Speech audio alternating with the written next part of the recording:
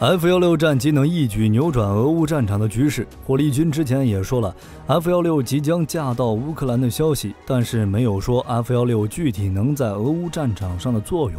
这期视频火力军就把这个坑给填上，预测一下俄乌战场上美制的 F-16与俄制苏30、苏35的战损比，乌克兰需要多少架 F-16才能逆转局势，锤爆俄军，甚至将战线推至2月份刚开战的时期。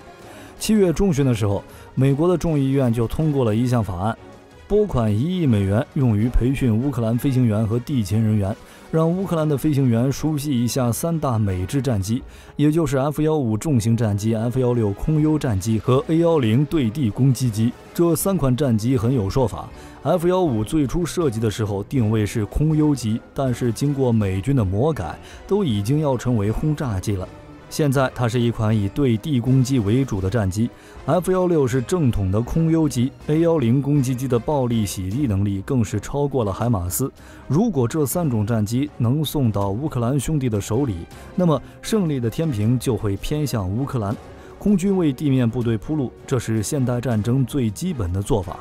而制空权就是现代战争的核心。从战略层面来讲，掌握制空权的一方才能掌握战争走向，这也就意味着失去制空权的那一方在战役战术层面上将陷入彻底被动的状态，自家的空军力量被完全摧毁，那么陆军就相当于裸奔，暴露在敌方战机的打击范围。毕竟有制空权的一方就可以将战场由立体转为平面，利用上帝视角控制战争走向。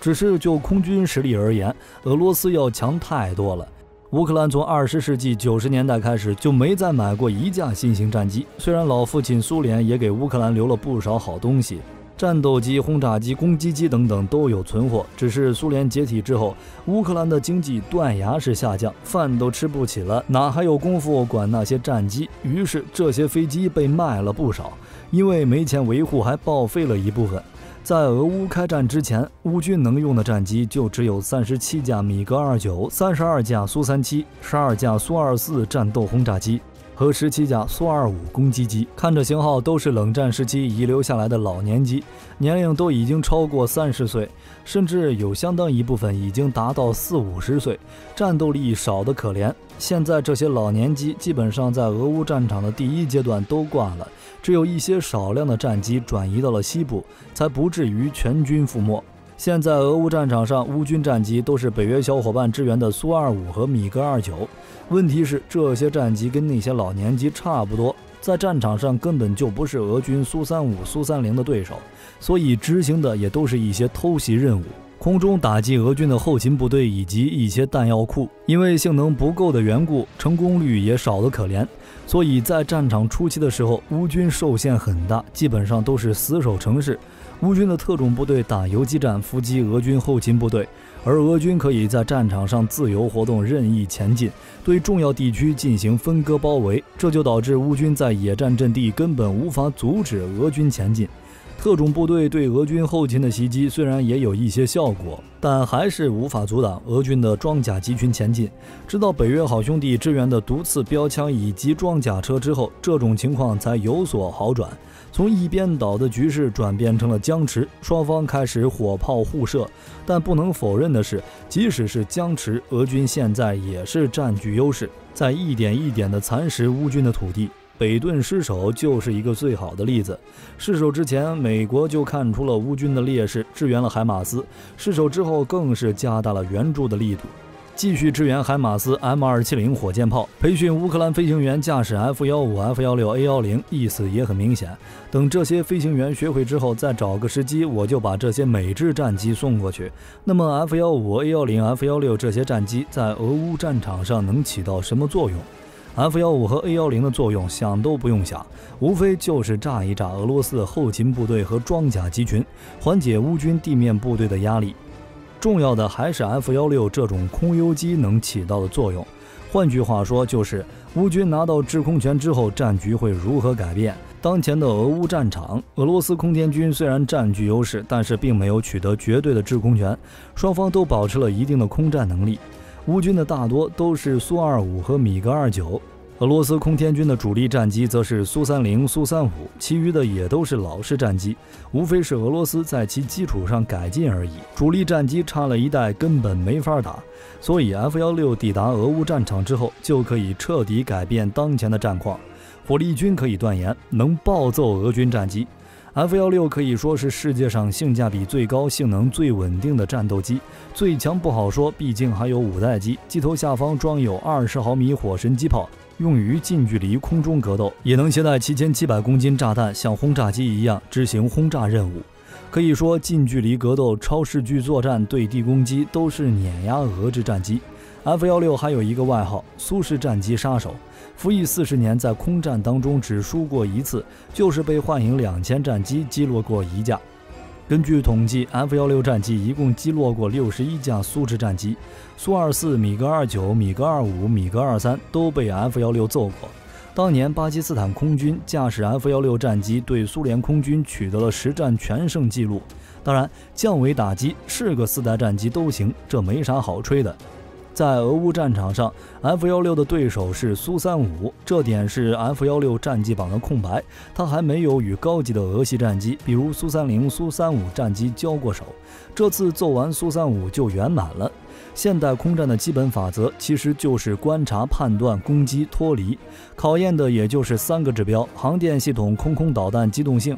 也就是通过雷达、红外等传感器感知敌方战机的位置，并解读成火控数据，对敌人发起攻击，并在攻击后迅速甩开敌方。先发现后打击，所以首先比较的就是 F-16与苏35的雷达。说实话，这方面火力军认为是差不多的。F-16各位也都知道，当初为了降低成本，它的电子设备比较简单，后面在改进之后，电子设备的水平才算是完善。美国支援给乌克兰的估计也不会是最新的，应该是在库存里挑那些比较老旧的战机。而 F-16A 的雷达还是 APG-66 脉冲多普勒雷达。到 F-16C 使用 APG-68V 雷达，才算是真正的拥有了超视距空战的能力。而苏35S 则是用的雪豹 E 相控阵雷达，按照俄罗斯自己的说法，比美国和欧洲的相控阵雷达更强，在航电系统上达到了美国4代半的水平。不过从苏35在俄乌战场上的表现来看，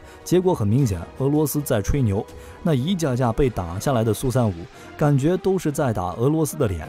真实性能估计是美制3代半，跟 F-16A 差不多，但是比不上 F-16C 等后续型号。其次就是空空导弹，在这方面，火力军认为，美国只要支援 F-16，那么一定会支援空空导弹，比如 AIM-120。毕竟乌克兰现在用的空空导弹还是 R-27这种老古董，不具备自主追踪打击能力，需要米格29战机的机载雷达持续照射目标，才能确保 R-27精准命中目标。这导弹能给 F-16用？实在不行，那就靠瑞典。之前瑞典援助了乌克兰一批防空导弹，发射具是瑞典造的，但导弹是 AIM-120，拿出来给 F-16用也不是不可能。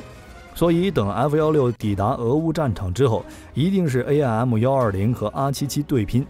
R-77最大的特点就是隔山尾舵，有这个就只能证明一件事：导弹的阻力很大，航程也会受到影响。俄罗斯推出的 R-77射程100公里，肯定是注水了。而且论先进程度 ，R-77估计跟最初型号的 AIM-120差不多。等美军升级到 AIM-120C 的时候 ，R-77就不行了。最后一个因素就是机动性了。苏35的机动性还是不错的，毕竟装了矢量发动机。可惜的是，也就在航展上玩的话，矢量发动机在实战中基本上用不到。航展上的超机动在 F-16面前没有速度、高度以及飞行方向上的大幅度变化，在现代空战时还这样干，就等于明目张胆地告诉别人来打我呀。对此，火力军只能说等着挨炮吧。矢量在空战中的作用，对于现代空战以及未来空战来说，基本上就是搞笑。另一个原因就是现代空战的交战距离已经大幅度增加，这个时候就需要通过速度、高度以及相对飞行角度等变量的调整，快速脱离敌军传感器的感知范围。或者让敌方战机始终处于己方传感器的监测中。在之前的北约军演中，法国的阵风在近距离也能观测到美军的 F-22，而 F-22凭借着强大的持续机动能力，始终处于阵风战斗机上雷达等各种传感器的探测边缘，根本没法锁定。美国的 E-3C 预警机所观测到的画面也跟着差不多，战斗机都是进行飞行轨迹变化极大的持续机动，矢量发动机的各种超机动动作虽然可以快速改变飞机的机头指向，但是在现代空战40公里以上的交战距离上，这种超机动无法改变飞机的飞行轨迹，更不要提摆脱敌机上的雷达、红外等探测设备的持续跟踪。即使在狗斗中，双方战机的交战距离也只会在3到5公里。像是那种迅速改变机头指向、用机炮打人的，很多时候都是为了电影的效果。综上所述， F-16铁定是暴揍苏35。不过如果美国援助是老式的 F-16，性能就差在空导弹，战损比估计也不会很大，保守点1换2吧。而且就算是拼消耗，俄罗斯也不行。俄罗斯封存的坦克大炮多，美国封存的战机多。美军 F-16战机多到什么程度？在2021年，美国军事与航空电子杂志就表示，美国空军正准备在2022年把210架 F-16战机25批次和30批次战机改造为靶子，提供给 F-35战机训练打靶。火力军只能说有点浪费，但这能体现出美国的底蕴。而俄罗斯不行，坦克都已经把上世纪封存的 T80 和 T62 拿出来了，个别地方还看到了充当路障的 T34， 更别说战机了。例如在2020年，整个俄罗斯空军就接收了14架苏 35S 战机，4架苏34前线轰炸机，1架苏57隐身战机，2架双座型米格35UB 战机，还有4架雅克130军用教练机。2年时间都没有1架苏30 SM 战机交付俄罗斯空军。在2021年，俄罗斯接收6架苏30 SM2 战机，6架苏34战斗轰炸机，5架苏 35S 战机，2架苏57隐身战机。俄罗斯空军最近几年平均1年就只能接收20来架战机，所以美国只要在今年年底或者明年将210架准备当作靶子的 F-16战机分批次提供给乌克兰，那么俄乌战场的形势就要发生很大变化，其中最大的区别就是制空权，这个东西很重要。之前乌军失去制空权后，就没办法向俄军集群目标实施大规模打击，只能通过分散的战斗小组对俄军进行小范围偷袭和伏击作战，在正面战场上无法发动有效的反击，只能等俄军撤离后再恢复部分前线补给。有了制空权，虽然不会加强乌军地面部队的实力，但是可以发挥乌军地面部队的全部实力，不必再担心俄空天军对己方的打击，补给、小规模推进、大规模打击等战术都可以实现。等于说，原本空天军为俄罗斯地面部队加的 buff 被干掉，双方处于同一起跑线。在这种情况下，乌军与俄军的实力几乎是持平的。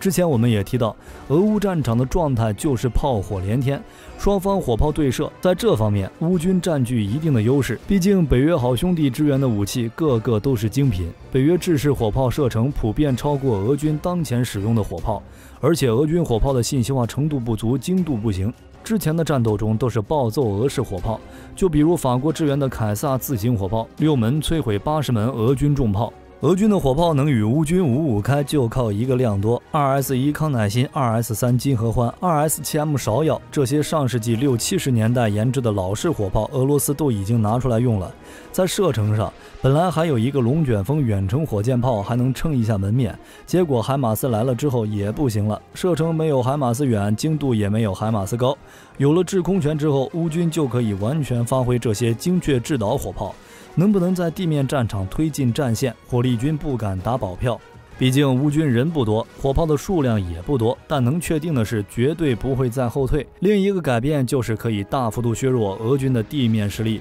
这就是制空权所带来的优势，战术性打击俄军弹药库或者补给。有了制空权，乌军的战机想去哪儿就去哪儿，毕竟俄军的预警能力一直都是弱点。把之前俄军对付乌军的战术再还给俄军，让俄军尝尝不能大规模反击的滋味。而且俄军的补给也是一个问题，之前俄军战场上有一段平缓时期，俄军要休整，但这一缓就是半个月，可以看出俄军的修复能力有多差了。小提示：上一周乌军的海马斯摧毁了30多个俄军设施，弹药库没了，俄军的进攻就慢了下来。加上空中力量的损失，俄军肯定会逐渐出现劣势。但是火力军估计，美国应该不会援助乌克兰太多的 F-16战机。还是那句话，一个陷在战争泥潭的俄罗斯才是北约想要看到的，俄乌战场僵持的局面才是美国的目的。所以在北顿失守之后，乌克兰陷入劣势。北约各国都加大了对乌克兰的支援，